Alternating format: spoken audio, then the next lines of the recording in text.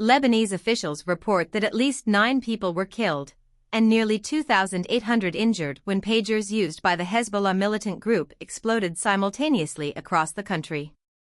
Hezbollah has accused Israel of orchestrating the blasts and warned of retaliation.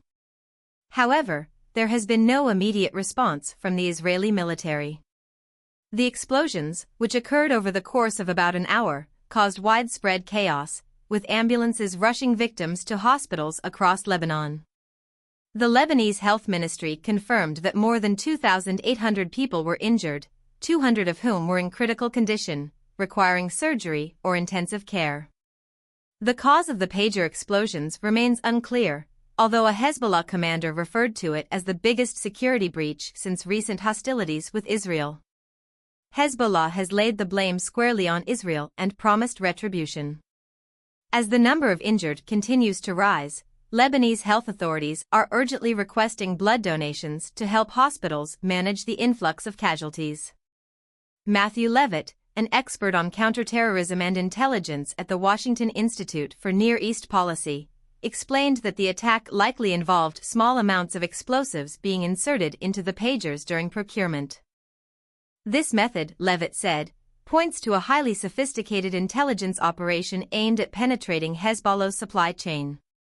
The attack has been compared to previous operations where foreign powers tampered with critical equipment, such as the sabotage of Iran's nuclear centrifuges.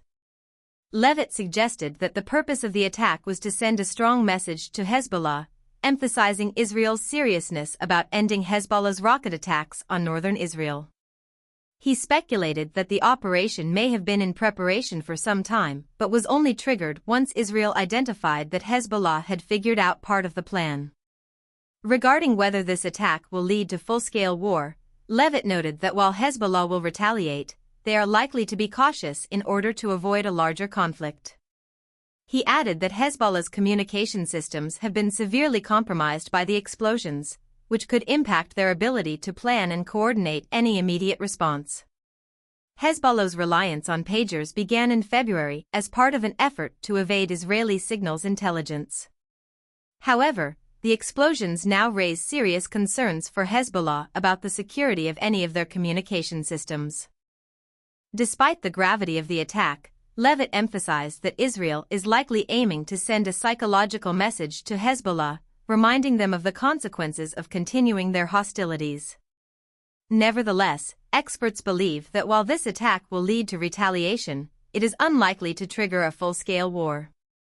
Makram Rabah, a history lecturer at the American University of Beirut, also discussed the impact of the attack on Lebanon. He noted that the explosions were highly public, occurring in everyday settings such as grocery stores and streets. Videos show people holding their pagers when they exploded, leading to injuries, particularly to the face and limbs. Sadly, a child reportedly lost their life in one of the blasts. Rabah suggested that this operation was not just a military strike, but also a psychological one aimed at reminding Hezbollah operatives and supporters of their vulnerability.